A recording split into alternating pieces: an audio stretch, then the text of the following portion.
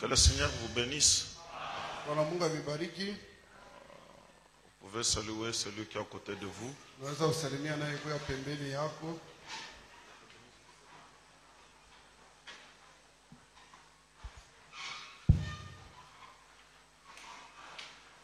Frère Pius, tu peux venir faire passer ce message. Au lieu que je commence à te poser des questions, ça veut dire quoi? Dieu vous bénisse, mes précieux frères. C'est pour dire que nous sommes en train de voir que pour ne pas avoir une interruption dans l'évolution de nos travaux sur chantier, nous avons besoin dans l'immédiat des sables, plutôt des graviers et des fer à béton, diamètre 12 mm et 8 mm. Et la précision sur les graviers, c'est 0,6 bar 12. Voilà, alors nous avons aimé porter cela à votre bienveillante attention pour voir, en fait pour que vous ayez à l'esprit que ceci manque pour que les travaux ne puissent pas s'arrêter sur chantier. Que Dieu vous bénisse. Amen. Nous allons nous tenir debout. Tutasimama.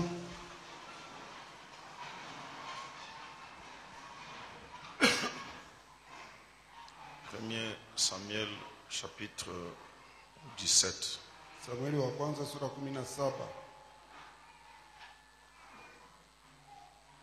Nous lirons le verset 32. Tutasoma mstari wa 32. David dit à Saïd que personne ne se décourage à cause de ces Philistins. Ton serviteur ira se battre avec lui. Prions. Dieu notre Père, nous te remercions encore une fois ce soir pour ce privilège que tu nous donnes de venir dans la maison du Père pour communier avec toi autour de ta parole. Nous avons déjà prié, Seigneur, pour que tu sois avec nous. Nous croyons dans ta fidélité, à tes promesses, à tes alliances et à tes engagements. Parce que tu nous as dit que là où 2 ou 3 se rassemblent en ton nom, tu es là. Ainsi, Père, répands des riches bénédictions pour ce soir et amène-nous dans les hautes sphères. Amène-nous dans les lieux célestes en Jésus-Christ, là où nous pouvons entendre la parole par notre théophanie, oublier ce monde et emporter une bénédiction que tu as prévue pour nous. Bénis ton peuple, Seigneur, et bénis ta parole au nom de Jésus-Christ. Amen. Amen.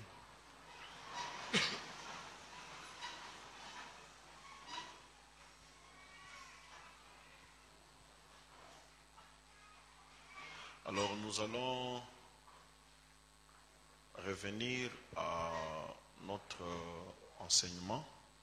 Tutarudi kuile mafundisho yetu. Nous sommes sur le 7e chapitre des Hébreux. Huko pa sura ya saba ya Waebrania. On a vu des petites choses par-ci, par-là. Tunaona vitu tudogo huku na kule. Nous allons continuer avec cette leçon-là. Tutaendelesha na ile somo ile. Et dans la dernière séance, avant que je puisse interrompre, Na mahubiri ya mwisho mbele ya mimi kusimama, nous étions en train de voir un principe d'après lequel Dieu travaille, un des principes. tulianza kujiona mahubiri ya mwisho mmoja ya makanuni kupitia ile Mungu anatumika. Et nous avions parlé de ce que Dieu avait fait avec Anne. Na tulisema ile Mungu alifanyaka na Ana. Anne, nous le savons, elle était stérile, elle n'enfantait pas. Et à cause de cela, elle gémissait chaque jour quand ils allaient au temple pour adorer. Na Ana sabili tunajua alikuwa tasa na shikwaje kuzala na juu ya ile alianza kuugua wakati wote wanaanza kwenda kwa hekalu juu ya kuabudu. Elle avait une rivale à ses côtés Zaidi bila kuwa na mbanda pembeni yake qui se moquait d'elle. ule alianza kumchekelea. Et cette fois-là, Anne avait tellement prié avec amertume dans le cœur Na ile wakati ile Ana alianza kuomba, aliomba kabisa sana na uchungu moyoni. comme elle ne sortait pas la voix, le sacrificateur Élie pensait qu'elle était ivre. Sababu inachoanza kutosha sauti, ule mkuhani Eli aliwazia kama Ana alikuwa shakulewa. Et il lui a même posé la question, jusqu'à quand resteras-tu dans l'ivresse? Anamuuliza hata hii swali, kufika mpaka wakati gani utabakia mpaka mlevi? Et Anne pouvait lui dire, ne prends pas ta servante pour une femme pervertie. Na Ana anaweza kujibu ya kama simuone kijakazi wako sawa mwanamke mwenye kupevusha. Car c'est l'excès de ma douleur et de mon chagrin qui m'a fait parler jusqu'à présent. Asema kwani ni kupita kwa maumivu yangu na kwa huzuni wangu ndio unanifikisha kusema mpaka na hiyo. C'est l'excès de ma douleur, Ni kupitwa kwa maumivu yangu. l'excès de mon chagrin. Kupitwa kwa huzuni wangu. C'est ce qui m'a fait parler jusqu'à présent. Ndio unanifikisha niseme mpaka sasa. En d'autres termes, elle est restée longtemps à l'autel. Kusema kwingine alibakia wakati mrefu kumezabao. Tous les adorateurs avaient déjà fini d'adorer. Wale kuabudu wengine walikuwa kumaliza kuabudu. Tous ceux qui priaient avaient déjà fini de prier. Wote wanaanza kuomba walikuwa kumaliza kuomba. Mais elle est restée longtemps dans la même position, Lakini Ana alibakia wakati mrefu mpaka mwile hali moja moja. au point que ça pouvait étonner même les sacrificateurs. Kipimo ya kusema iliweza hata kushangaisha mkoani. Vous savez, Unajua quand quelqu'un n'est pas poussé à bout, wakati mtu asisukumwe mpaka mwisho il peut faire des prières superficielles. anaweza kufanya maombi ya yuluyulu. Quand quelqu'un n'a pas un problème qui le coince beaucoup, Wakati mtu ana na mambo ile yanambana kabisa, il peut faire une prière par formalité. anaweza tu kufanya maombi tu ya mfano. Il peut se tenir à la table et dire merci Seigneur pour l'abondance. Anaweza kusimama kwa meza na kusema asante Bwana juu ya kuzidi. Au nom de Jésus-Christ, Amen. Jina la Yesu Kristo, amina. Mais quelqu'un qui est passé par une situation très compliquée Lakini yule mtu alipita mambo magumu kabisa. et qui sait que c'est avec peine qu'il a pu arracher cette nourriture-là, Anajua sema ni kwa mateso ndio anaweza kupata ile sa chakula. manière de prier sera différente. Namna yake ya kuomba itaachana na ule una vya mingi. Et des fois, comme Dieu aime que nous puissions l'adorer profondément, Na saa zingine vile Mungu anapenda tupate kumwabudu mupana. il lâche certaines situations Yuko na achilia majambo moja qui hivi. peuvent nous amener longtemps à genoux. Ile inacho tufikisha tubakie wakati mrefu kwa magoti. Et pendant que nous pleurons et gémissons, Wakati sisi tunalia na kuugua, lui, il sent une belle odeur. yeye Mungu anasikia harufu mzuri. Et généralement, quand on est poussé à bout, Na mara mingi wakati tunasongwa kumwisho, c'est alors que Dieu est à faire quelque chose sur la scène. ndio pale Mungu anaita kufanya kitu kimoja mkazi. Alors, quand elle a dit cela à Élie, Sasa wakati Ana alimuonesha vile Eli, Élie reprit la parole et dit, Eli akasema tena, va en paix waende na salama. et que le Dieu d'Israël Na ili Mungu wa Israeli exauce la prière que tu lui as adressée. apate kujibu maombi ile wewe umpelekea. Va en paix Waende na salama, et que le Dieu d'Israël na ili Mungu wa Israeli exauce la prière que tu lui as adressée. ajibu maombi ile wewe umwelekea. Et Frère Branham prend ce texte dans Melchisedec, le grand prince et roi.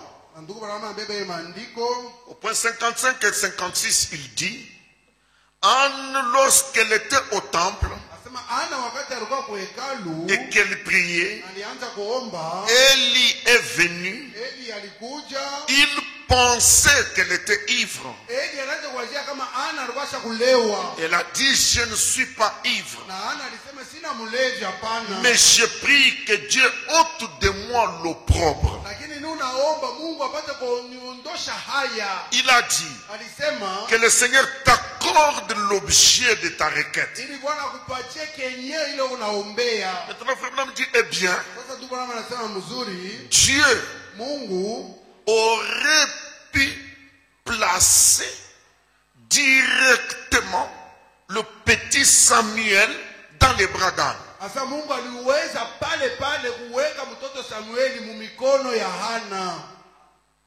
Dieu aurait pu placer Mungu aliweza kuweka directement mara moja pale le petit Samuel mtoto Samueli dans les bras d'Anne. mumikono ya Hana. Nous tous, nous savons cela. Sisi wote tunajua ile. Il est le créateur. Yeye Mungu ni muumbaji.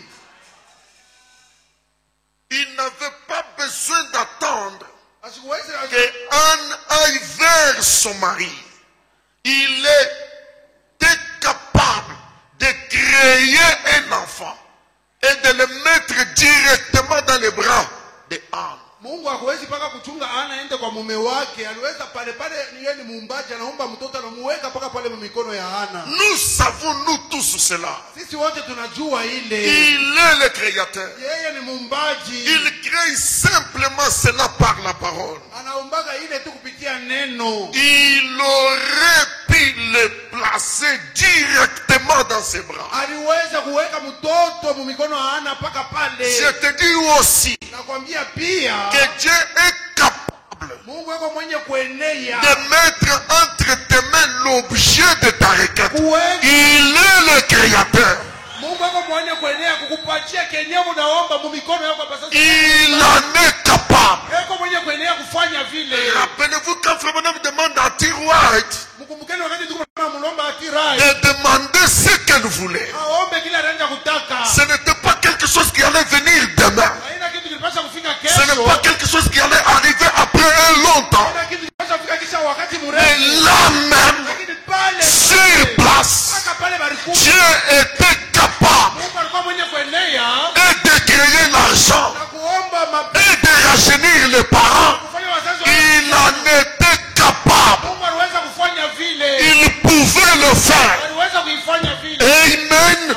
Mais n'oubliez pas Lakini msisahau qu'il est un Dieu souverain. lakini Mungu ndiye mwenye kujikalia peke yake. Capable, il l'est. Mwenye kuenea yako wa kuenea ni kweli. Capable, il l'était. Mwenye wa kuenea na ile wakati alikuwa mwenye kuenea. Capable, il le sera. Mwenye wa kuenea na Ce soir, il est capable. magharibi mwenye kuenea. Mais nous savons aussi Na tuko tena que notre mari capable wana watu mwenye kuenea est souverain. na yako tena wa kujikalia pale wake wa kufanya bila napenda. Dans sa capacité, Kwa maeneo yake il est souverain. yako mwenye kujikalia Exaucé, il avait déjà exaucé. kujibu. Mungu alikuwa kujibu. Il avait écouté la prière de Anne. Alikuwa kusikiaga ombi ya Hana. Il était capable. Alikuwa mwenye kuenea. Est-ce que quelqu'un peut le dire? Il est capable. Mungu anataka kusema yako mwenye kuenea. Il est capable. Yako mwenye kuenea. Ça dépend de ta situation ce soir. Angaliliwa na mambo yako. S'il veut te considérer comme hâti, Penda kuona sawa hati. réponds ta prière. Pokea ombi yako. S'il veut te considérer comme Anne, Kama anapenda kukuona sawa. il est souverain. Yako mwenye kufanya bila. Et c'est ce principe-là que nous voulons voir. Tuone kanuni ile tunapenda kuona. Amen. Amen. C'est un Dieu souverain. Ni Mungu anafanya bila Et anapenda. personne ne lui demande de compte. Hakuna mtu anaweza kumuuliza hapa. Personne ne peut le juger. Hakuna mtu anaweza kumhukumu. Nous le respectons Tuko na mheshimu. dans tout ce qu'il fait. Yote bila anafanya. Il est notre Père. Yeye ni baba wetu. Il aurait pu le placer directement dans les bras d'Anne. Aliweza kuweka mtoto mara moja mikono ya Hana. Mais Lakini au lieu de le faire ainsi, bahali yeye Mungu apate kuifanya vile, cela a suivi le processus normal ile ilifuata maandamano ya sawa de 9 mois ya miezi 9 avant que le petit enfant vienne. mbele ya ule mtoto kidogo akuje. Donc Dieu a pris la requête requête de Anne, il l'a exaucée. Mungu alibeba ombi ya Hana na alijibu.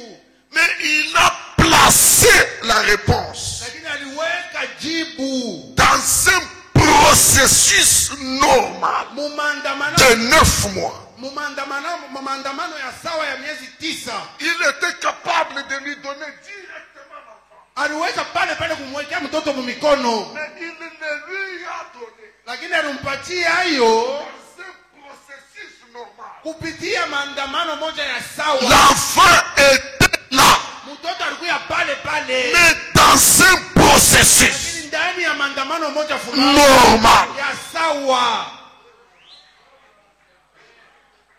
C'est pourquoi je vous ai dit, Ndio kwa maana nilimiambia nous étions en train d'exploiter un des principes, une des manières de faire les choses que Dieu utilise. tunaanza kuona mmoja ya makanuni, mmoja ya manamna ile Mungu anafanyaka kutenda mbintu. Il faut que nous puissions connaître Dieu et comment il fonctionne. Inabidi tupate kujua Mungu na anatumikaka je. Anne avait tellement prié avec amertume que Dieu a fait cela. Ana aliombaka na uchungu kabisa ufikia mkipimo Mungu alisikiaka hili. La réponse était déjà là. Jibu ilikuwa tayari pale. Mais la réponse est venue dans un processus normal. Lakini jibu ilifuata maandamano ya sawa. Frère me dit dans le message, je parle à cette montagne. Au paragraphe 10. Et je vais y associer pourquoi. Du 13 août 59. Paragraphe 18. Je vais associer les deux citations parce qu'elles parlent d'une même chose. Le prophète dit, nous cherchons à avoir des choses de façon si spontanée. Sisi tunapenda kupokea bintu mpaka pale tunaomba tunapata paka pale.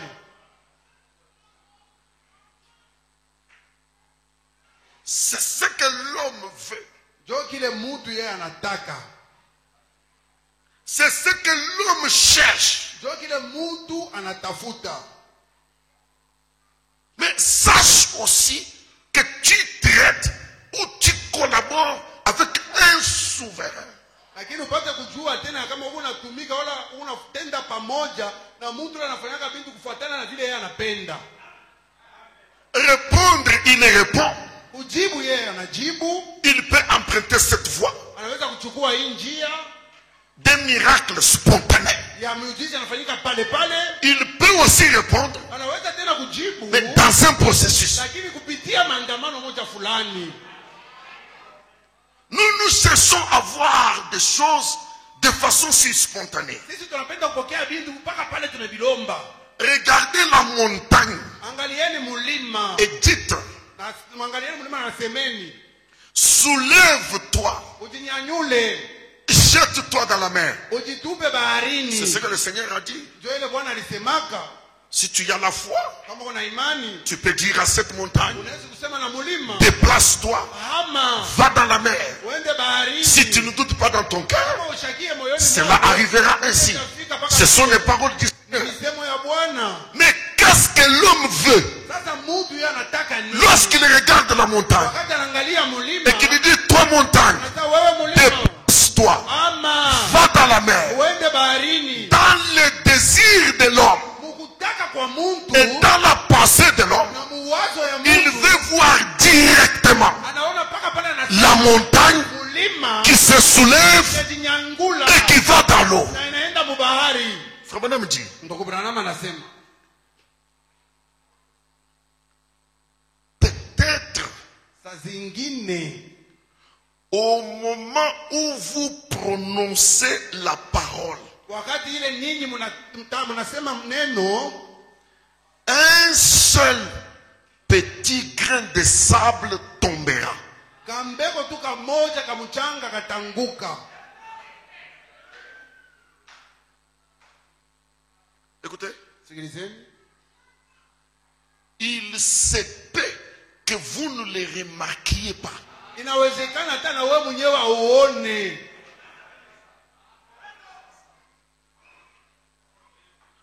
Cependant, c'est en route.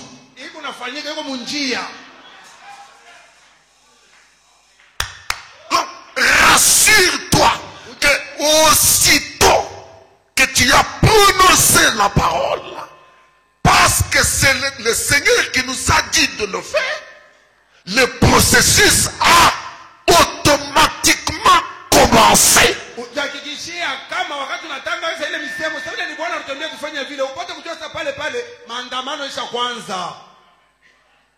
Ta parole est accomplie, mais dans un processus. Le jour suivant, une cuillerée pourrait tomber. Le jour suivant, une tasse de thé peut tomber. Vous ne le remarquerez pas. Mais si vous restez ferme, sachant que c'est en cours, au bout d'un certain moment, le tout va tomber. Et frère Branham dit, c'est ça la foi. Qu'est-ce que la foi? Lorsque j'ai prononcé la parole au nom de Jésus-Christ, lorsque j'ai fait une prière au nom de Jésus-Christ, il m'appartient de croire que ce que j'ai demandé est déjà accepté. Si je ne vois pas physiquement, c'est en cours. C'est dans un processus normal.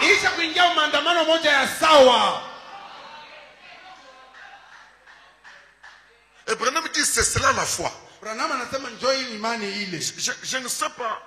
Je ne sais pas si je vais exagérer. Ce qui arrive instantanément. Je ne sais pas si c'est la foi.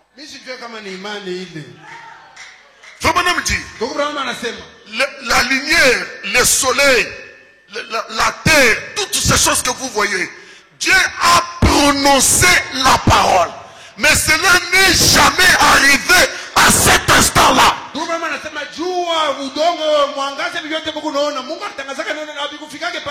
Mais qu'est-ce que Dieu faisait? J'ai déjà parlé, c'est arrivé. J'ai déjà parlé, c'est arrivé. J'ai déjà parlé, c'est arrivé.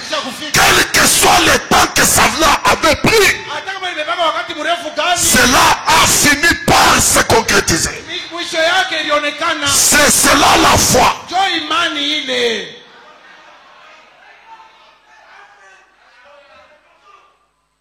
Je répète, beaucoup de gens n'ont pas la foi.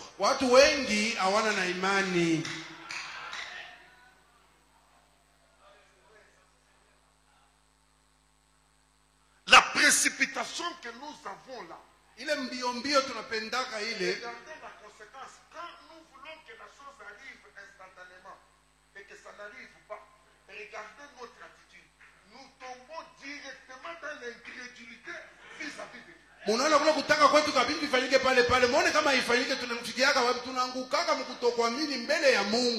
Amen. Tu vas voir toi-même que tu commences à murmurer contre Dieu. Ça m'arrive, ça vous arrive.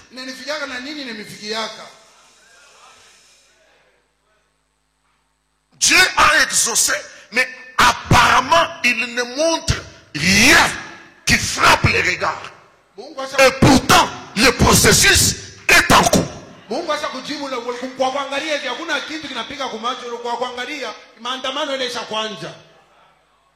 Le processus est en cours. Et Dieu veut voir est-ce que tu te crois ou pas.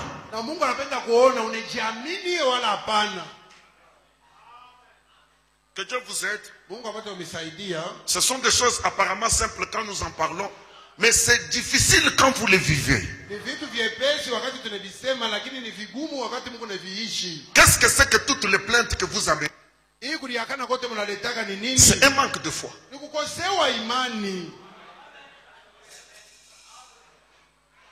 Qu'est-ce qui vous dit que Dieu ne vous a pas répondu?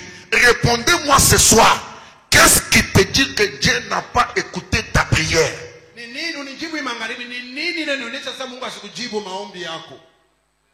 C'est quoi? Tu me diras, parce que je ne vois rien. Mais Dieu ne te dit pas de voir. Le grain de sable de cette montagne est déjà tombé. Mais toi tu cherches à voir. Surtout ici. Parce que tu rentres depuis tu rentres kwa mina wombe mina choka. Mina wombe mina choka. Mungu abantu bengine. Ashindi yuwake mi. Kwanja kilio, incrédulité inakuya pale. Dieu n'existe pas. Bon, si on dit encore de prier.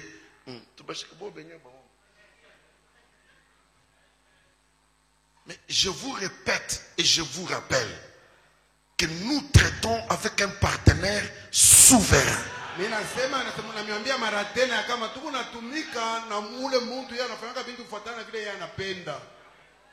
Il peut t'avoir déjà exaucé, mais tes yeux ne voient rien. La réponse est dans un processus normal. Le frère, il était capable de mettre Jésus dans les bras de Marie.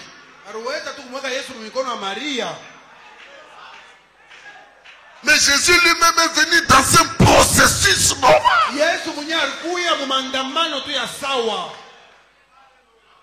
Il est le Dieu qui a envoyé le prophète Samuel oindre David pour devenir roi. Ce n'était pas la prière de David. Il l'a oint roi. Mais l'établissement de David sur le trône est venu dans un processus. Et pourtant il était déjà oint. Et Samuel lui dit, tu es roi. Tu es roi. Mais le trône était avec Saül.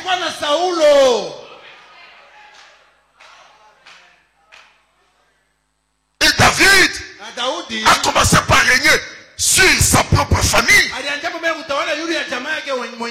Après 400 personnes. Après 600 personnes. Après la tribu de Juda. Après tout Israël. Dans un processus.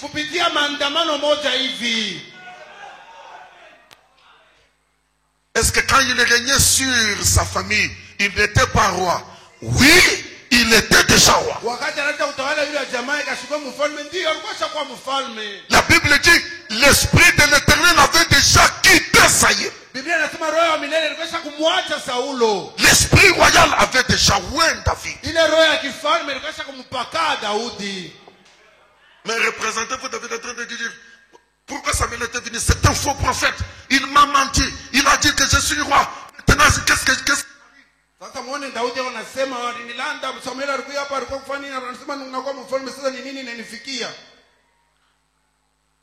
Alors si vous saisissez que Dieu a des voies par lesquelles il travaille et il utilise celles qu'il veut, il peut accomplir un miracle instantanément, mais il peut aussi te guérir dans un processus normal, dans sa souveraineté.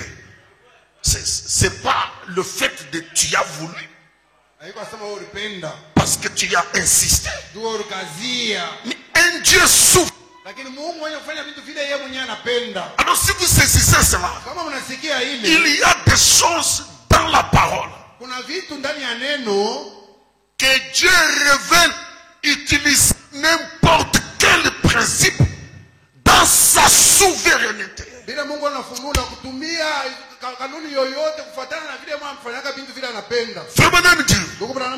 Quand il ouvre les...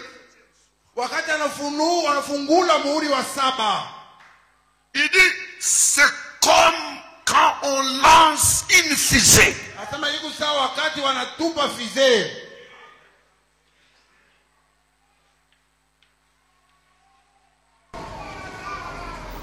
On l'ouvre. Anafungula muhuri wa 7. On le révèle. Anaifununa. Mais lui, Lakini yeye évolue anaendelea selon le principe d'une fusée. kufuatana na kanuni ya fusée.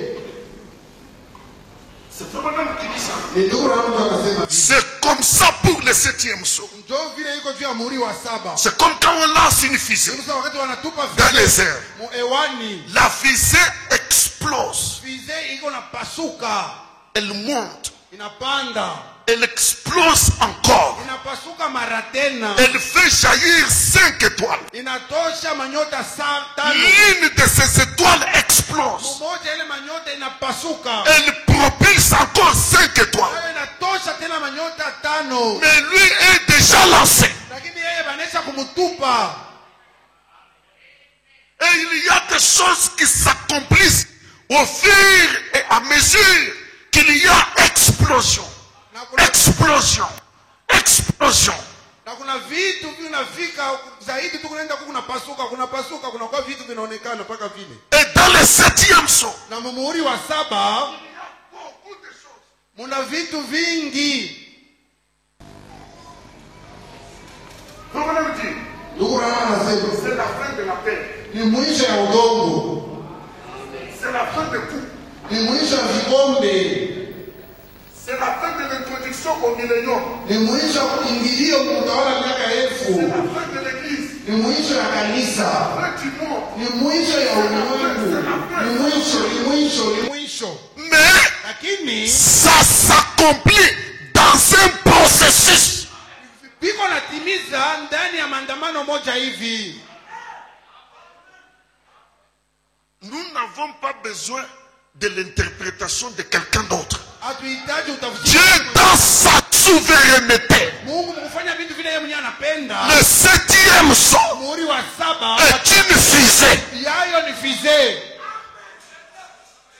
Cette fusée explose, Ile fusée iko na pasuka. libère 5 étoiles. Inatosha manyota 5. C'est-à-dire certaines choses arrivent. Kama vitu fulani vinafika. Et de ces choses qui arrivent là, Okay, vile vitu vinafika. il y a encore explosion.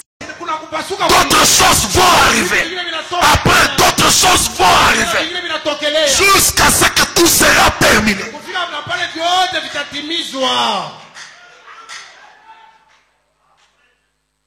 C'est pourquoi quelqu'un a posé la question, frère Branham, Joko maana mtu anamuulizaka ndugu Branham. comme les sauts sont ouverts, Sasa hivi mihuri inafunguliwa. le millénium est terminé. Sasa utaona miaka elfu. Frère Branham lui dit, non, Hapana. ça montre que vous avez mal compris. Inaonyesha kama wewe unaelewa mubaya.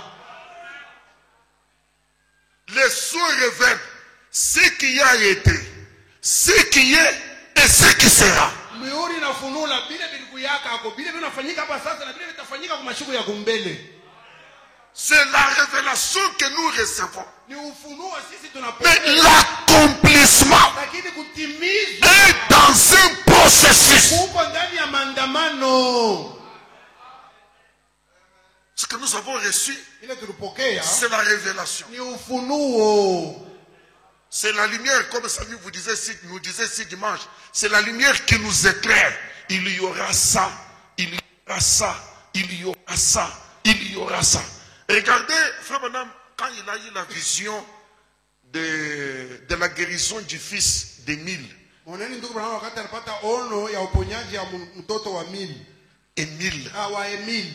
Quand frère Branham a vu la vision, Wakati ndugu Branham aliona ono, Dieu lui a montré d'abord la maison. Mungu alimuonesha kwanza nyumba Avec tout le mobilier de la maison. na vitu vyote na vitu vya munyumba vyote. Il a vu que l'enfant là était couché sur un petit lit métallique. Aliona sasa mtoto basi mulalisha paka kitanda kadogo ka kiuma. Et il a vu Aliona qu'il y avait une femme qui se tenait, se penchant comme sur une porte, aliona mwanamke mmoja kusimama sasa kulalia kumulango avec beaucoup de chevelure, beaucoup de cheveux, na manywele ya mingi, qui pleurait. alikuwa kunalia. Et puis il a vu à côté de cet enfant-là une vieille femme assise sur une chaise Kisha aliona kumpembeni ya mtoto mamako mwa mzee aso kikala pakiti. qui essuyait le verre des lunettes. Ula anaanza kupanguza makalashi yake. Et il a vu le père de l'enfant Aliona baba wa mtoto qui qui était comme vers l'entrée. Lui, il n'était pas assis. C'est ça la vision. C'est une révélation. Maintenant, Frère Branham arrive là. Avant d'arriver, il dit à cet homme-là, est-ce que dans ta maison tu as un lit métallique? L'homme dit oui. Est-ce que tu as une chaise pliante en rouge? Il dit oui. Tu as une chaise comme ça à côté? Il dit oui. Est-ce que quand on entre dans ta maison, il n'y a pas de porte, mais il y a un endroit prévu? C'est comme si on devait mettre une porte, mais on n'y a pas mis. Il dit oui. Il demande à Frère Branham, tu as été chez moi? Il dit oui. J'y étais tout à l'heure.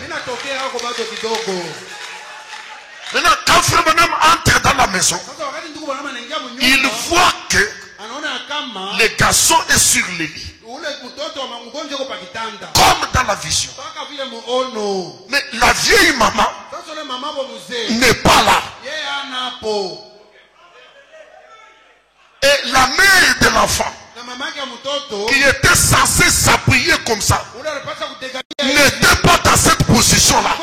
Elle était à côté du lit. Maintenant, Frère Branham se lève. Est-ce que tu crois que je suis un serviteur de Dieu? Émile lui dit, je crois. Est-ce que tu crois que je suis un prophète? Oui, Frère Branham.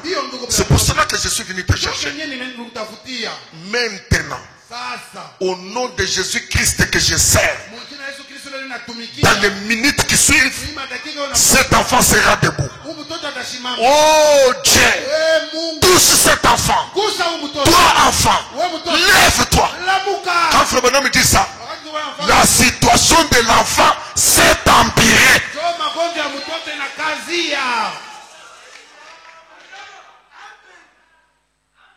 Tous ceux qui précipitent les choses vont faire beaucoup de diarrhée.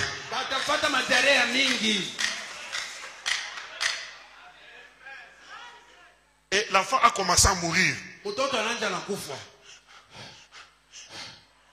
Maintenant, le père de l'enfant dit à Frère Branham, je peux te ramener. Il dit, je suis encore là. Mais comme il n'y a plus rien à faire,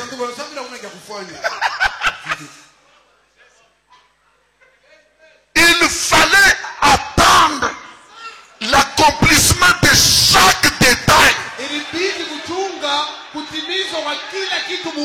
Est-ce que quelqu'un peut dire amen? Chaque détail avait son temps.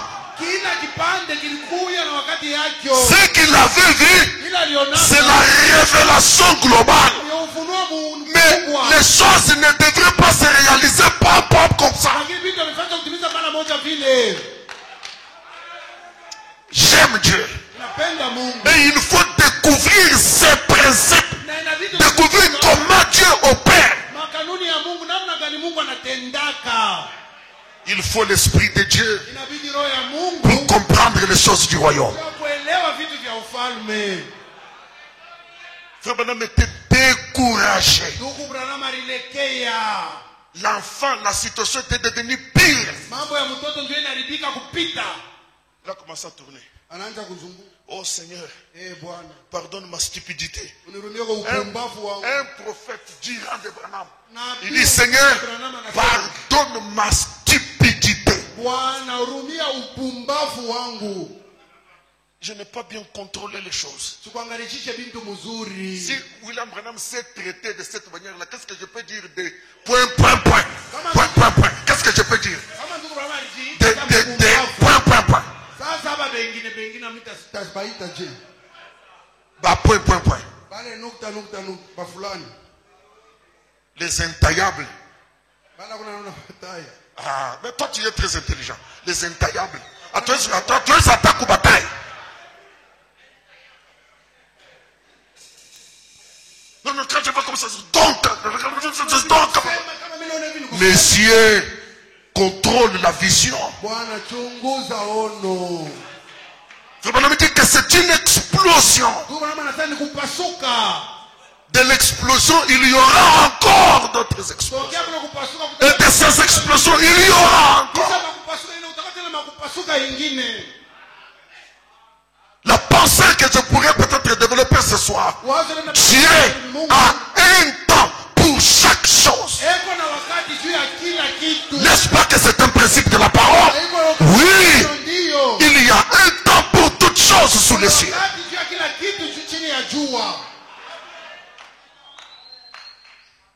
Nous sommes déjà le matin. Je te ramène parce que je dois aller au travail. Maintenant, il commence à se dire, s'il va au travail, je reste moi et sa femme. Ça va donner quelle image? Moi, un homme avec une jeune femme seule. Joseph, est-ce qu'on a ce que bientôt nous la bonne? Ça gênait frère Branham de se retrouver seul dans une maison d'autrui avec la femme pendant que l'homme n'est pas là. Si l'esprit qui était en Branham est en toi, ça te gênera de te retrouver dans une maison avec une femme d'autrui ou avec une jeune fille pendant que ses responsables ne sont pas là, pendant que son père n'est pas là. Si ce n'est pas ça que tu ressens, l'esprit qui est en toi n'est pas celui qui était en Branham. Est-ce que quelqu'un peut dire amen? Est-ce que quelqu'un peut dire amen? Quand tu t'éloignes avec une femme qui n'est pas la tienne, tu te sens comment? Tu te sens comment?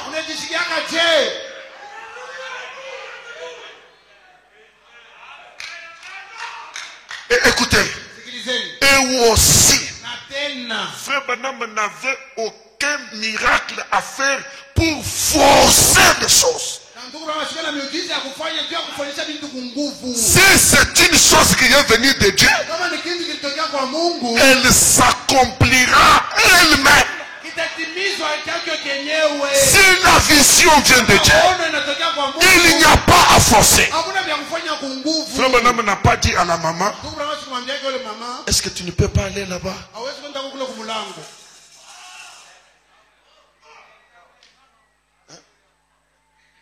Enlèvement. Et il y est. Et il y est. Comme ça, je suis déjà dans le millénium. Millénium, et il y est. Il n'a jamais rien forcé. Et quand l'homme lui a dit, maintenant, il faut maintenant dire,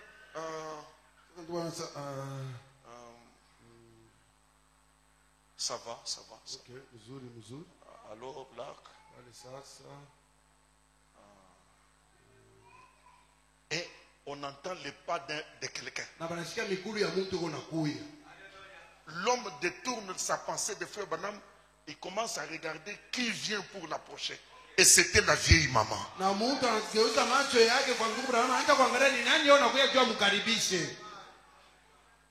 Alléluia. Amen. Quand le temps de Dieu arrive, Dieu lui-même pousse sur le pion.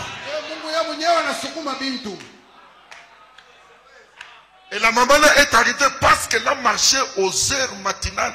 Il y avait la buée qui avait pris sur les verres. Donc c'était normal qu'elle s'asseye et qu'elle commence à essuyer. Quand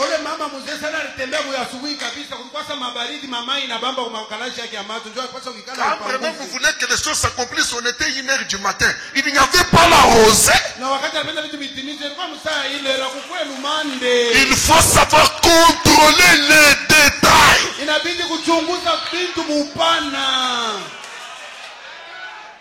Allons dans les détails de la vision. Et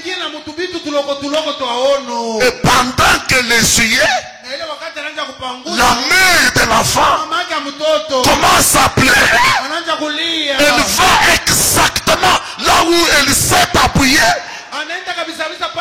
anategamia. Bwana mjini gloire. Baba anasema utukufu. Maintenant, cet enfant Mtoto va guérir. ataponya.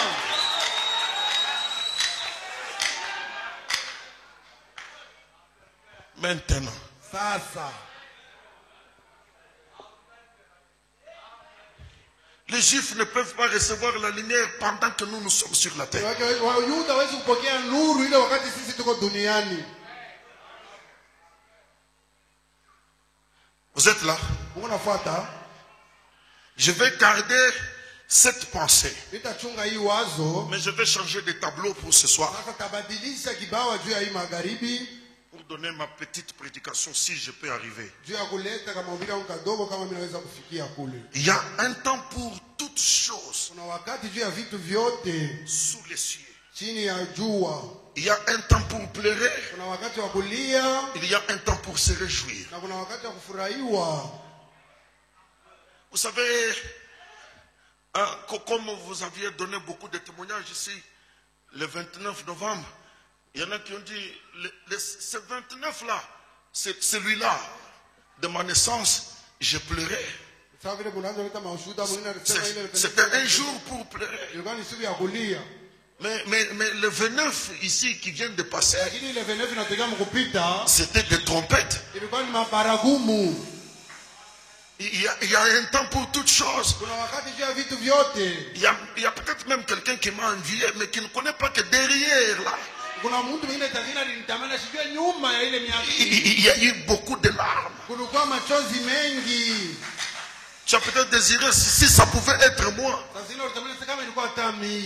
Ne m'envie pas. Est-ce que tu sauras prendre mon actif et mon passif?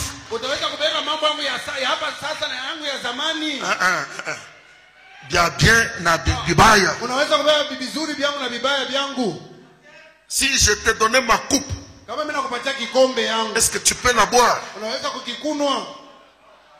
Est-ce que tu peux vraiment la boire?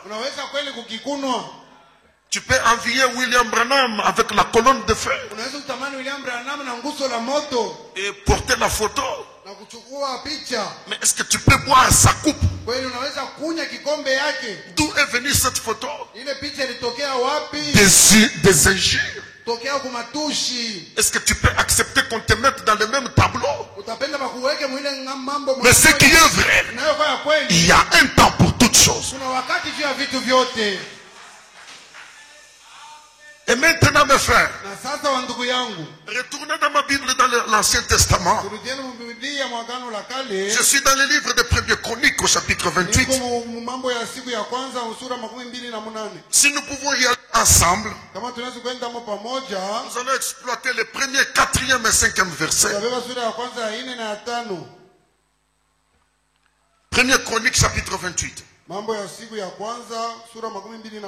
Premier verset, la Bible dit: David convoqua à Jérusalem tous les chefs d'Israël, les chefs de tribus, les chefs de division au service du roi, les chefs de milliers et les chefs de centaines, ceux qui étaient en charge sur tous les biens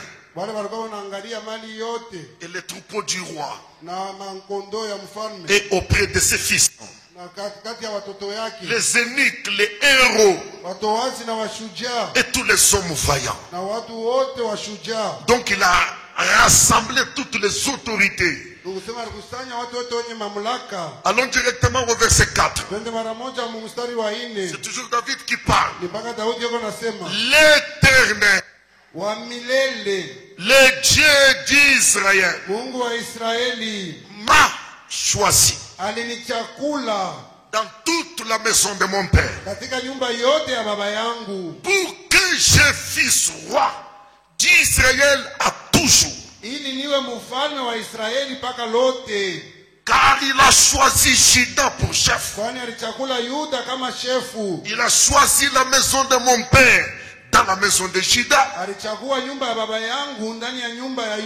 Et parmi les fils de mon père, c'est moi qui l'a voulu faire régner tout Na katika wana wa baba yangu ni mimi njo alipenda nipate kutawala yule ya Israeli. Dieu m'a choisi. Mungu alinichagua mimi. L'Éternel m'a choisi. Wa milele alinichagua. C'est lui qui a choisi Juda. Yeye ndio alichagua Yuda. Et dans Juda, il a choisi la maison de mon père. Na ndani ya Yuda alichagua nyumba ya baba yangu. Et dans la maison de mon père, il m'a choisi. Na nyumba baba yangu alinichagua mimi. Pour que je sois roi d'Israël. Ili niwe mfalme wa Israeli. À toujours.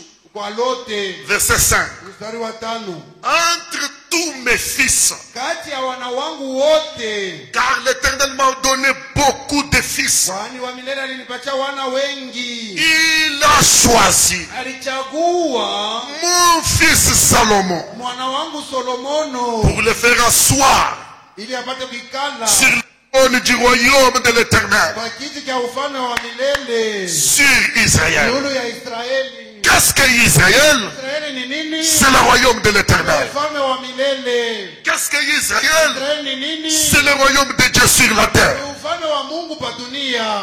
Entre mes fils, Katikati ya wana wangu il a choisi un seul. Mungu alichagua mmoja tu. Maintenant regardez, Sasa angalieni. l'Éternel a choisi David Wa milele alichagua Daudi pour être roi sur Israël. awe mfalme yule wa Israeli. Et le même Éternel a choisi Salomon Wa milele moja alichagua Solomono pour être roi sur ili awe Israël. mfalme yule wa Israeli. Bien que Hata vile David Daudi et Salomon Solomono ont coexisté baliishi wakati moja dans une même maison, mnyumba moja dans la même cour.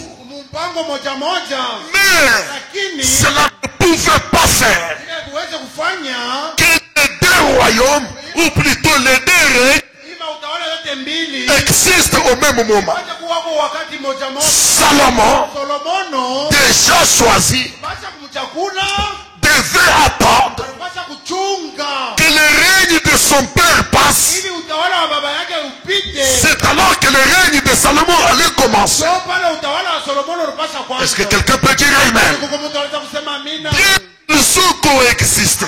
Baliishi wakati moja wote. Mais chaque règne Kila utawala avait son temps. ilikuwa na wakati yayo. Et il n'y avait pas guerre Na kukwe vita. entre les deux. Kati ya wao wawili. Il n'y avait pas guerre Na kukwe vita. sur les deux règnes. Yule ya utawala C'est David ni Daudi. qui a passé le bâton de commandement Alipeleka bakori ya uongozi à son fils Salomon. mwana wake Solomono. David choisi par Dieu. Solomono anaenda kuchaguliwa. Salomon choisi par Dieu. Daudi mwenye Mais chacun a son temps. lakini kila mmoja yuko na wakati yake. Mais maintenant, Lakini sasa William Branham nous enseigne Bwana anatufundisha que David Daudi était le type du Seigneur Jésus-Christ. ni mfalme wa Bwana Yesu Kristo. J'attends que vous puissiez réfléchir pendant une minute. Mimi napenda mpate kufikiri katika dakika moja. Il était son type. Alikuwa ni mfano wa Bwana Yesu. Branham dit, Ndugu Branham anasema, regardez David quand il était fugitif. moneni Daudi wakati alikuwa mkimbizi. Il a tourné le regard sur Jérusalem. Aliangalia macho kwa Yerusalema. Il a dit Jérusalem, Jérusalem. Yerusalema. Combien de fois j'ai voulu te rassembler comme une poule rassemble les poussins. Mara ngapi nipenda kukusanyisha sawa vile kuku anakusanya watoto wake. Et il pleurait sur Jérusalem. Anaanza kulia yule ya Israeli. Branham dit 800 ans plus tard, Ndugu Branham atakisha miaka 800. Jésus-Christ vient sur la terre. Yesu Kristo anakuja duniani. Il se retrouve dans la même condition que David. Anakutaniwa mahali moja moja mpaka sawa Daudi. Il fait couler les larmes sur Jérusalem. Anatosha machozi yule ya Yerusalemu. Jérusalem, Jérusalem. Yerusalema. Combien de fois j'ai voulu te rassembler comme une poule rassemble les Mara poussins. ngapi nipenda kukusanya sawa vile kuku anakusanya watoto wake. Branham dit, Branham anasema David Daudi étant roi, sawa mfalme étant roi, mwenye kupata loin de l'Esprit de Dieu, na roho ya Mungu, un type mfano de wa Jésus-Christ. Yesu Kristo. Si vous êtes d'accord, dites Amen. Kama mnaitika msemeni amina. Et encore Branham nous dit, Branham anatuambia Salomon Solomono était le type alikuwa mfano de Jésus-Christ. wa Yesu Kristo.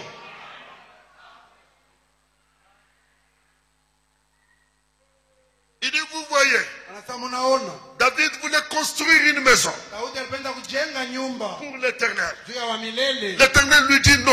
Wa milele anamwambia hapana. Mais un de tes fils, Lakini mmoja wa wana celui qui sortira de tes entrailles, tumboni mwako c'est celui-là qui me construira un temple. ni ule naturel, il s'agissait de Salomon. Mais le vrai fils de David, qui devrait construire le vrai temple de Dieu, c'était Jésus-Christ. Amen. Donc, en David, Jésus-Christ. En Salomon, Jésus-Christ. Je répète encore. Le règne de David, le règne de Christ. Le règne de Salomon, le règne de Christ. Mais les deux règnes n'ont pas existé au même moment. Est-ce que quelqu'un peut dire amen? Il fallait d'abord que David règne. C'est-à-dire que Jésus règne dans le portrait de David. Et c'est seulement après cela qu'il devrait régner dans le portrait de Salomon.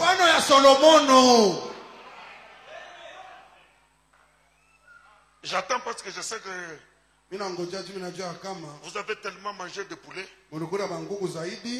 Il vous faut quelques minutes pour que vous puissiez commencer à monter.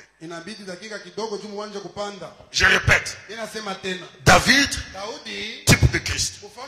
Salomon, type de Christ. David et Salomon ont coexisté, mais n'ont pas régné au même moment. Il fallait qu'il y ait un règne et qu'il laisse la place à un autre règne. Si David est le type de Christ, et le règne de David a précédé le règne de Salomon, c'est que Christ allait d'abord régner sous le masque, sous le portrait, avec l'esprit qui était sur David. Et après seulement, c'est alors que le même Christ régnera sous le portrait de Salomon. Je répète, Jésus régnera d'abord comme David et après il régnera comme Salomon. Il y a des choses que Christ ne pouvait pas réaliser sous David, qu'il ne pouvait réaliser que sous Salomon. Il y a des choses qu'il ne pouvait pas réaliser sous Salomon, qu'il ne pouvait réaliser que sous David. Et ma pensée pour ce soir, je vais prendre le premier règne de Christ sous le portrait de David. Je vais peindre David, et tout en sachant que je parle de Christ. Et dans une autre séance, je parlerai de Salomon. Je veux peindre Salomon pour ressortir mon Christ. Et je sais que les deux règnes ne pouvaient pas s'exercer au même moment. Amen. Ce n'est pas mon intelligence. Ce n'est pas l'intelligence de quelqu'un. Branham dit, ces choses ont été écrites. Les hommes là montraient une réalité quelque part. Amen. Quand David régnait, en réalité, ce n'était pas David. Celui qu'on chassait là, ce n'était pas David. Et chassé par qui? Un fils de sa maison. Et pendant qu'il fouillait, des hommes s'attachent à lui sans qu'il les appelle. Et il court avec des gens. Et ces gens-là disent non seulement qu'il fuit, mais il reviendra. Mais maintenant, pour ce soir, nous voulons parler du règne de Christ sous le portrait de David.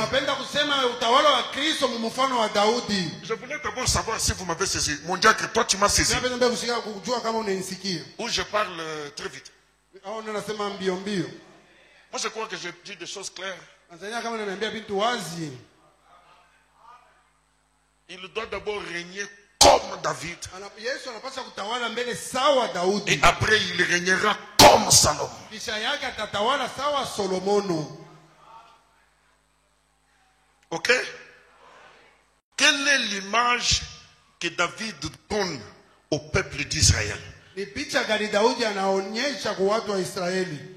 Je parle de David, mais je parle de Christ. Tunasema juu ya Daudi lakini tunasema juu ya Kristo. Je parle du règne de Christ sous l'image de David. Le premier règne. Unasema juu ya Kristo lakini utawala wa Kristo mfano wa Daudi utawala wa kwanza. Combien savent que David était l'homme selon le cœur de Dieu? Wangapi wanajua kama Daudi alikuwa mtu kufuatana na roho ya Mungu? Mais est-ce que vous savez que Jean a rendu témoignage sur Christ? Unajua kama Yohana alishuhudia yule ya Kristo? Lorsqu'il est baptisé, les cieux s'ouvrirent. Wakati alipombatiza mbingu ikafunguka. Et le Père dit, na baba akasema, celui-ci est mon fils bien-aimé, mwana wangu wa en qui je plaisir d'habiter. Ndani yake nafurahiwa kuikala amo. Jésus est le cœur de Dieu. Yesu alikuwa ni moyo wa Mungu. Et David était l'homme selon le cœur de Dieu. Daudi alikuwa ni mtu kufuatana na moyo wa Mungu. Jésus était oint. Yesu alipakaliwa. Dit l'esprit de l'Éternel m'a oint.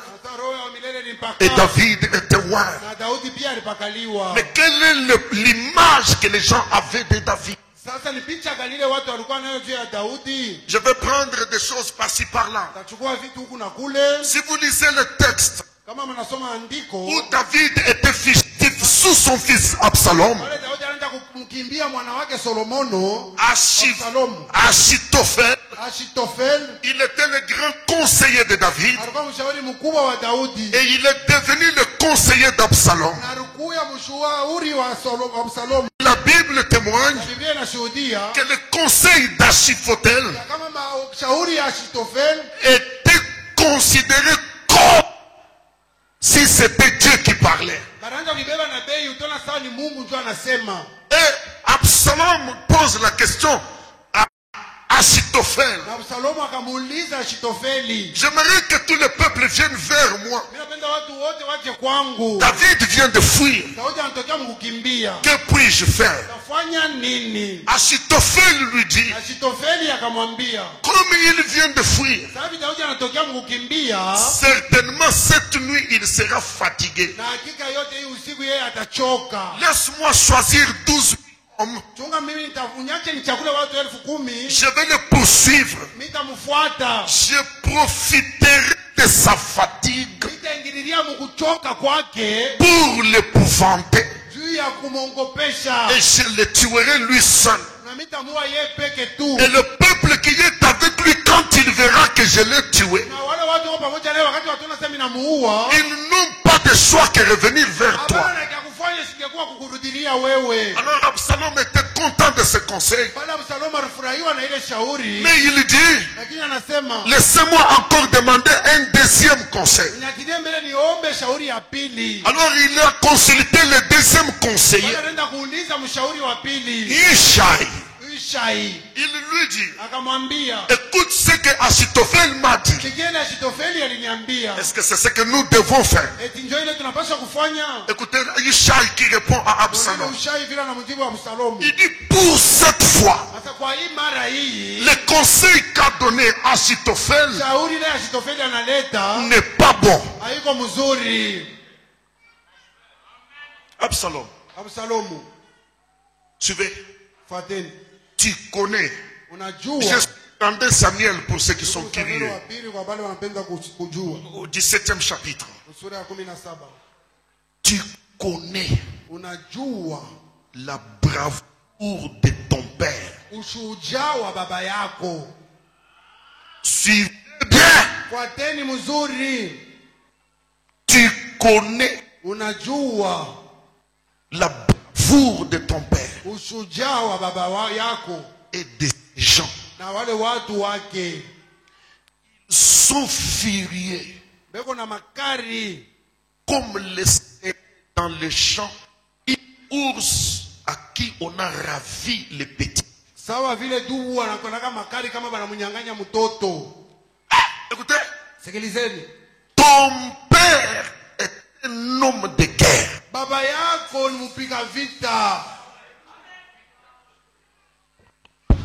J'aime ça. Napenda hii. Qui est David pour le peuple? Je vais continuer. Daudi ni nani juu ya watu? Nitaendelea. Ton père Baba yako est un homme de ni guerre. mtu mwenye kujua vita. Mtu wa vita. Ni mtu wa kukombana. Amen.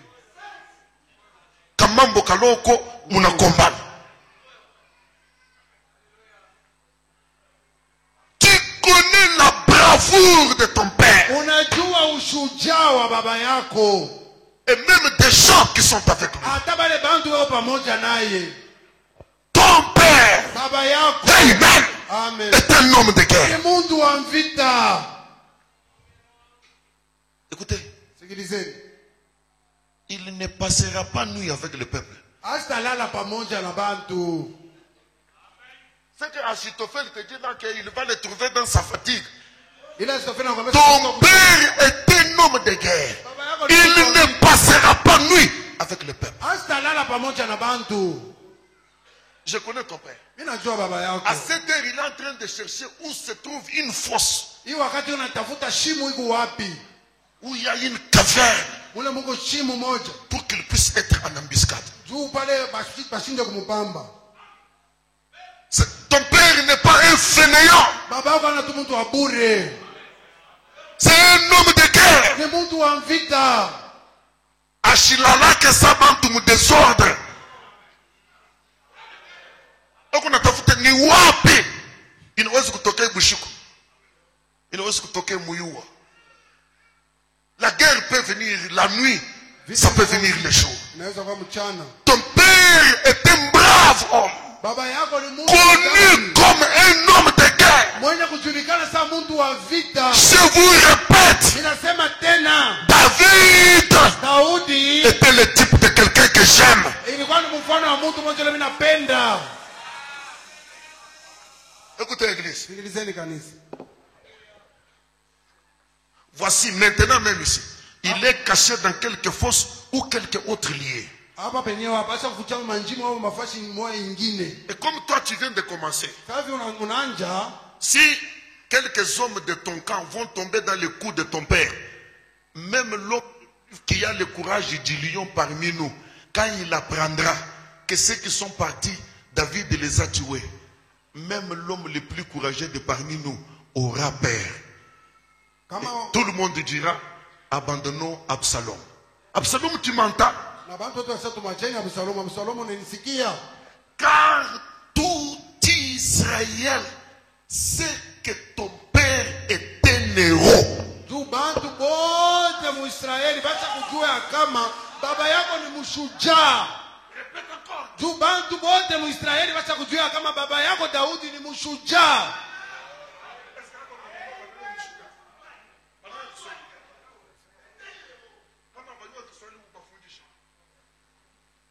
Tout Israël Israeli sait que inajua kama père baba yako est un héros. ni mtu mshujaa, mtu akujua. Un héros, c'est quelqu'un qui fait des exploits extraordinaires.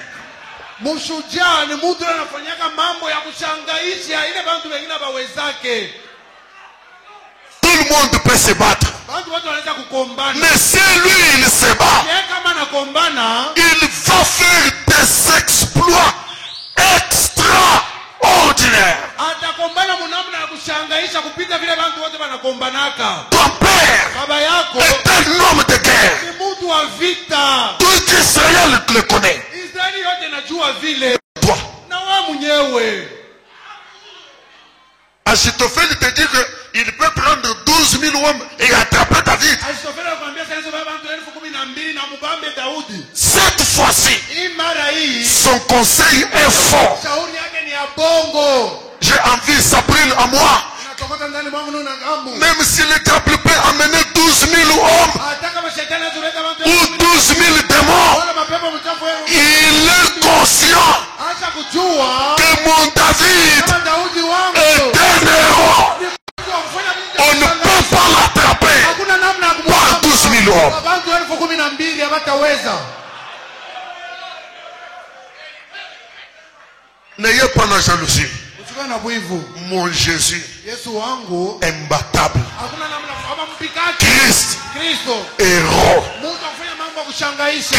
Kristo Homme de guerre. mtu wa vita. Na il doit d'abord régner sous le portrait de David. Anapaswa mbele kutawala mfano ya Daudi. Avant de régner mbele ya kutawala comme Salomon. Solomono. C'est un homme de guerre. Ni mtu wa vita. Vous savez, unajua qu'est-ce que David faisait dans sa vie? Daudi anafanya nini maisha yake? Avant même de devenir roi sur le trône.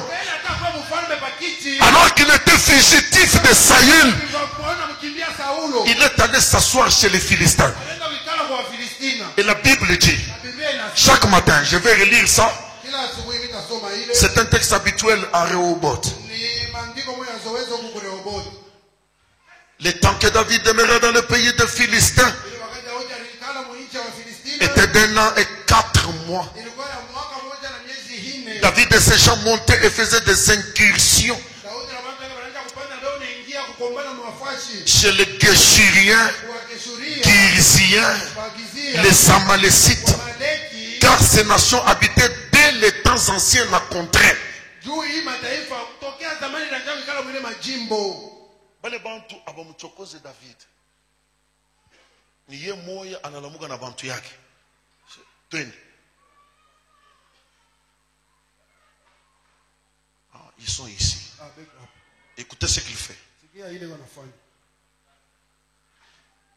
David ravageait cette contrée. C'est maintenant un gouvernement.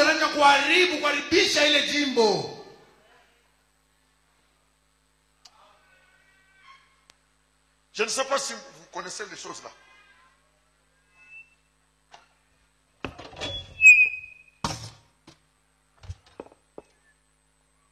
Ravager. Anabiweka mu desordre, anabizambarisha. Tu bien bégué. Vraiment toi va m'chokoze. Mais parce qu'il était un homme de guerre. Il va chez des gens même qui ne l'ont pas taquiné.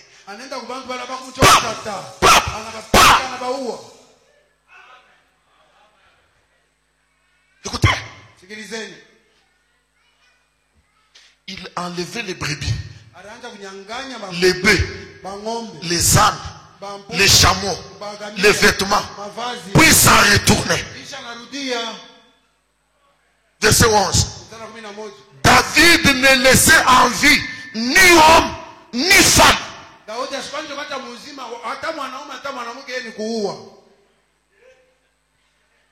Ni homme ni femme. Et David était le portrait, le type de Christ.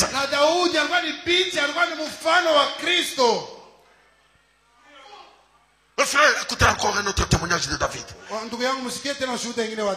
Pendant qu'il était fugitif sous Saül, il s'est retrouvé dans un champ, il n'avait plus à manger. Il a vu les gens qui gardaient des brebis. Il a été gentil avec eux. Il les a protégés. Et il leur a dit, allez dire à votre roi, maître, à votre maître, de me donner à manger. C'était Nabal, un homme méchant. David les a envoyés avec des gens. Notre maître demande à manger. Qui? David. Fils d'Isaïe. Qu'est-ce que j'ai à voir avec le fils d'Isaïe? Un rebelle qui s'est rebellé contre son maître. Et moi je vais soutenir un rebelle.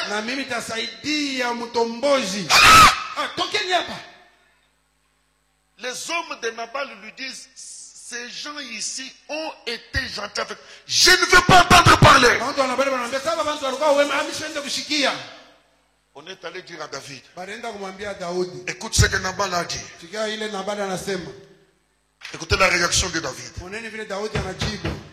Que Dieu Ili Mungu traite atumike son serviteur David utumishi wake Daudi dans toute sa rigueur. mumakari yake yote. Si je laisse subsister jusqu'à la lumière du matin, qui que ce soit de tout ce qui appartient à Nabal. Kama mitaacha kufika paka kesho asubuhi yote kile kingo cha huyu mtu Nabali. Que Dieu Ili Mungu me traite apate dans toute sa rigueur. makari yote. Si je laisse quelque chose de ce qui appartient à Nabal en vie. Kama minaacha kitu muzima kinayotoka Et c'est là, na ile d'ici jusque le matin. baki hapa kufika paka kesho asubuhi. Qui est David? Daudi ni nani? Un guerrier. Mupiga vita. Je vais détruire Nabal, Napomona sa femme, Nabali, ses enfants. watoto C'est wake, bien. na Et mali, je vais ravir. atanyanganya. Un homme de... Vous ici. Nini yao? Vous ici. Nini yao? Vous parlez de Christ. Est-ce que vous connaissez Christ? Vous ici. Mnajua Kristo, mnamjua Kristo. Vous connaissez qui est Christ. Mnajua Kristo ni nani? Et vous connaissez son règne. Na mnajua utawala wake. Alléluia. La femme de Nabal. Mke wa Nabali. Les travailleurs lui disent, écoute ce que ton mari vient de dire. Wafanyakazi wanaambia sikia vile bwana wako anatokea mkusema. Un homme sans révélation. Mtu asipo ufunuo Il huyu. veut créer des problèmes avec David. Anapenda kupata mambo na Daudi. Il ne connaît pas qui est David. Daudi ni nani? Il ne connaît pas qui est David. Sio Daudi ni nani? Toi, tu te plains. Wewe unalialia. Tu te lamentes contre mon David. Unalialia juu ya Daudi wangu. Est-ce que tu le connais bien? Unamjua mzuri. Amen. La femme prend les nourritures. Elle prend les choses. Anabeba vitu. Elle court. Anapiga mbio. Elle croise David qui venait déjà. Anampata Daudi anakuja juu ya kukoya. Leo. Leo njo leo. Nabal. Leo. Nabali leo. Abutaka chika leo. J'entends les démons dans la 5e dimension en train de trembler. Ninasikia mapepo mchafu mkipande katalo wanaanza kutetemeka. Aujourd'hui, Leo. avant le matin, Ele bukachike. les démons Pepo mchafu. seront en débandade. Ataka mbio. Pourquoi? Juu ya nini? David est dans le camp. Daudi yako mkambi. David est dans le camp. Daudi yako mkambi. David est dans le camp. Daudi yako mkambi. Le titre de ma prédication, Cheka mahubiri yangu. que personne Usikue mtu. ne se décourage Pate à kulekea. cause de cette incirconcision. Juu ya huyu. Alors tu vas dire, Sasa utasema. ne te décourage pas. Usilekee. Ne te décourage pas. Amen. Mon frère, ne te décourage pas. Maman Kassia, ne te décourage pas. Sasa usilekee. Est-ce que vous connaissez David? Si mnamjua Daudi. Est-ce que vous connaissez David? Si mnamjua Daudi. Chacun Chakena. ne te décourage pas. Usilekee. Même moi-même, Hata mimi mwenyewe. je ne me décourage pas. Usilekee. David est dans le Daudi camp. yako mkambi. Nous savons Unajua. un héros. Uko na mshuja. Nous savons Uko. un homme extraordinaire. Mtu wa kupita bantu bote. Abutakatika leo. Que Dieu me traite dans toute sa rigueur. Mungu awe nami na makari yote. Si quelque chose qui appartient à Nabal restera en vie. Kama kuko kitu kianabali kitabakia mzima. Quelle déclaration. Mungu sema gani?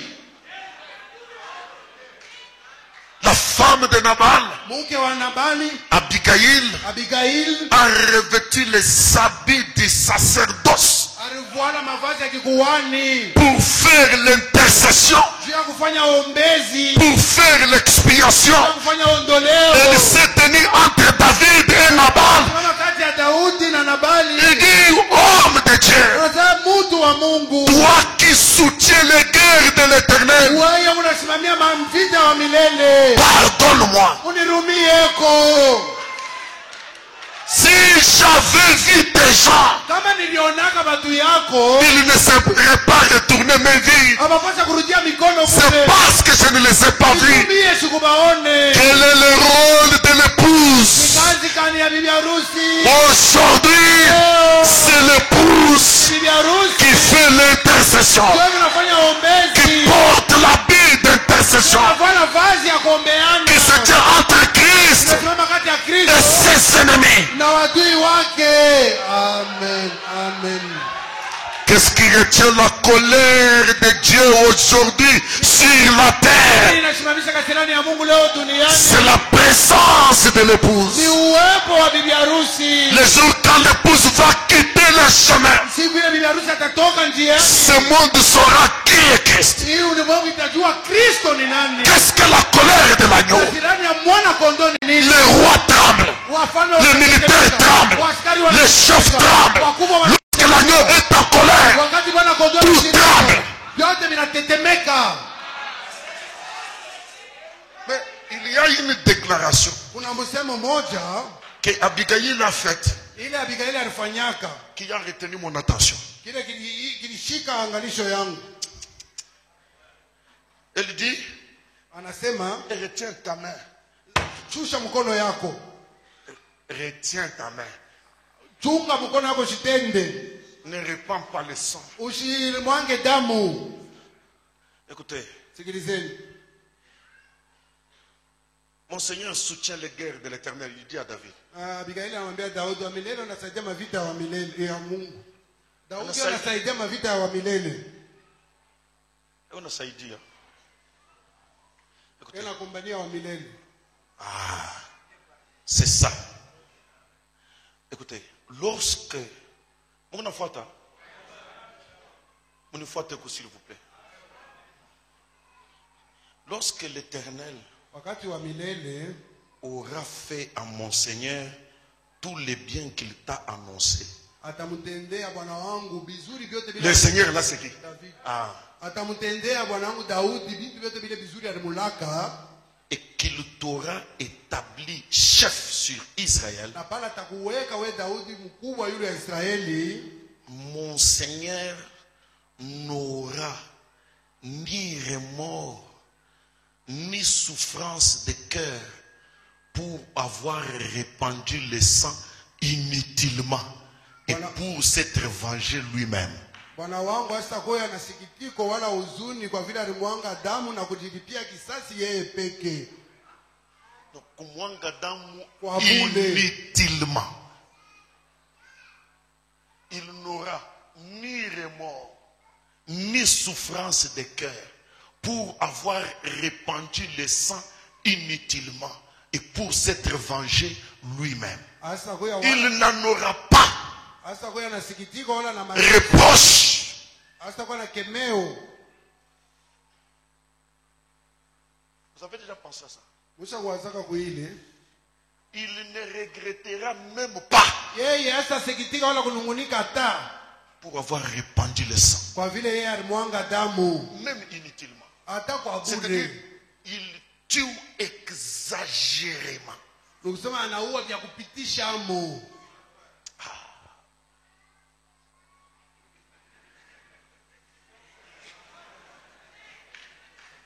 Anapitisha. C'est ça David. Ndio Daudi ule. Il n'en aura ni remords, Hasa kwa ni souffrance dans le cœur. wala mateso moyoni. Réfléchissez depuis le ciel qu'il a commencé à combattre Lucifer. Upate usinitokea mbingu anaanza kugombana. Combien de guerres il a livré? Mavita ngapi asa kugombana? Il ne regrettera jamais. Hasa nungunikaka kamwe. Les anges qui ont été derrière Lucifer quand ils sont descendus, vous l'avez vu les chercher. Mamalaika bado walikuwa nyuma ya Lucifero wakati amemfukuza mtu anaenda na batafuta. Tukufwe. Ni tunani, tukuna bei gani? Et c'est David là Na ni ule Daudi yule représente Christ. anaonekanisha Kristo. Non, là, je sais que j'arrive à des choses où vous allez réfléchir pour dire Amen. Et moi, je vais sauter dans le ciel. Parce que ce n'est pas moi qui ai inventé le fait que David était le type de Christ. Mes frères, la Bible dit, le Fils de Dieu apparaît pour détruire les œuvres du diable. Combien peuvent dire Amen? Le Fils de Dieu apparaît. Pourquoi? Pour détruire. Détruire, ça veut dire détruire. Jésus est-il un guerrier? Il est apparu à Josué un certain après-midi, alors que Josué cherchait à prendre Jéricho, ne sachant quelle direction prendre. Pendant qu'il réfléchissait, il voit un homme pas assis, debout, avec une épée nue. Ça veut dire une épée dégainée, prêt pour la guerre. Josué lui demande, qui es-tu? Es-tu de l'autre ou de nos ennemis? Cet homme répond, je suis le chef de l'armée céleste. Jésus est-il un guerrier? Oui. Plus qu'un guerrier. Plus qu'un guerrier. S'il y a un vrai homme de guerre, c'est le Seigneur Jésus-Christ. Et attaque David partout où il allait. Lorsqu'il voyait un démon sur son chemin, il le ravageait, il le détruisait, il ravissait même la mort.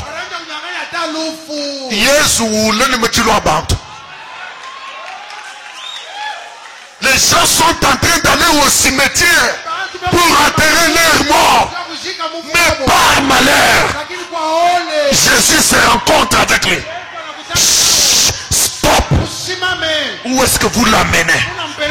Nous voulons l'amener au cimetière. Stop. Je le dis encore ce soir. Si le diable voulait tuer quelqu'un, Jésus lui dit ce soir, stop. Où est-ce que tu veux l'amener? Stop. Où est-ce que tu veux l'amener? Les chemins du cimetière, nous l'abolissons au nom de l'autorité de la parole. Stop. Où est-ce que vous voulez l'amener? Femme, récupère ton enfant. Robot, récupère tes enfants. Récupère les tiens. Où est-ce que vous l'amenez? Pas au cimetière. Aujourd'hui, n'acceptez pas. Vous n'allez pas mourir prématurément. Stop. C'est Jésus. Il est allé au cimetière. Il a trouvé un homme rempli de démons. Les démons eux-mêmes ont commencé à trembler. Qu'y a-t-il entre toi et nous? Qu'y a-t-il entre toi et nous? Aujourd'hui, avant le matin, tout ce qui est à Satan est Satan. Et tout ce qui est à lui, ça sera détruit. Aujourd'hui, avant le matin, tout ce qui est au diable et tout ce qui est à lui, ça sera détruit. Est-ce que quelqu'un peut dire Amen? Cet homme de guerre, il est allé au calvaire. Il a affronté la mort. On l'a tué. Ils ont pensé qu'ils l'ont tué. Il est descendu comme David dans la caverne de Sion. Il a trouvé la caverne habitée par des Jébusiens. Quand Jésus est allé dans les zones inférieures, il a trouvé Lucifer avec les clés. Jésus les regarde. Yesu anamwangalia. Qu'est-ce que tu fais ici? Unafanya nini huko? J'aime mes prisonniers. Niko na wafungwa wangu. J'aime mes esclaves. Niko na watu wafungwa wangu. Qui sont tes esclaves? Wafungwa wako ni banani? Abraham est ici. Ibrahimu yuko. Job est ici. Yobu yuko. Tous tes enfants sont ici. Watu wote beko. Ce sont mes prisonniers. Tuone wafungwa bangu. L'homme de guerre est arrivé. Mtu wa vita alifika. Il a dit Satan, Anasema shetani. aujourd'hui, Leo face à face, macho kwa macho. le Jésus le guerrier, Yesu ule kupiga vita. Jésus le grand conquérant, Yesu ule wa kushinda. Jésus le guerrier. Yesu kupiga Il vita. a regardé Satan. Frère me dit, un seul coup, Jambo moja tu pa. le diable Shetani. lui-même, Yeye mwenyewe. sous la tombée, Kuanguka. comme si Edingo l'a fait tomber, Sawa Edingo anamwangusha. il prend la clé Anabeba yeye mwenyewe de la mort. ya lufu. Ah, prends Beba. la clé du séjour de mort. Fungula makao ya wafu. Beba. Tu prends. Unabeba. Tu es plus fort que moi. Nguvu kunishinda. Tu es plus fort que moi. Nguvu kunishinda. Église, Kanisa. ne te décourage pas. Usilegee. Christ Kristo. est plus fort Kwa nguvu kushinda. que le diable. Shetani. Le diable lui-même, Shetani yeye mwenyewe. face à face, Macho kwa macho. avec mon Dieu, Na Mungu wangu. avec mon David, Na Daudi il n'a wangu. pas tenu. Asikusimame. Est-ce qu'il tiendra ce soir? Atasimama Non. hivi hapana. Maintenant, Sasa promettez-moi que vous allez dire Amen à ceci. munilaki asema mtasema amina kuhii.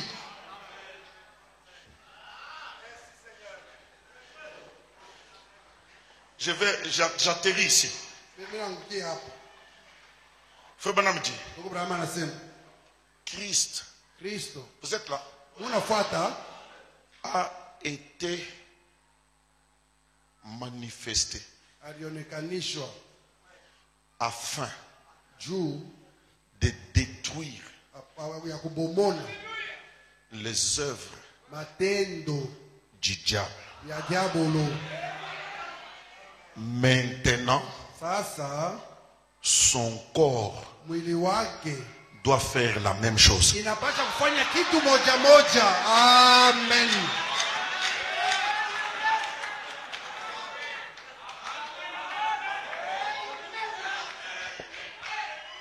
Amen.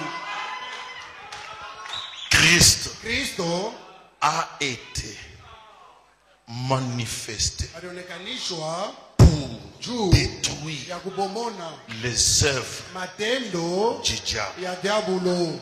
Maintenant, Sasa hapa sasa, hapa sasa son corps mwili wake doit faire inapaswa nayo la même chose. kupomona matendo ya shetani.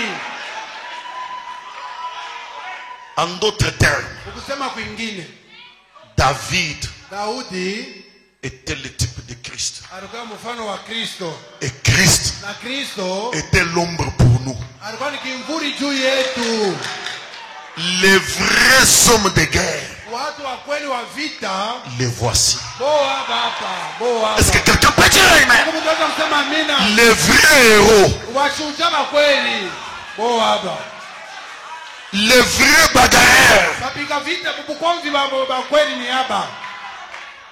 Alléluia. Amen. Alléluia. Amen. David, Daudi Saül entend que David dit qu'il veut combattre Goliath. Saulo anashikia kama Daudi anasema atakombanisha Goliati.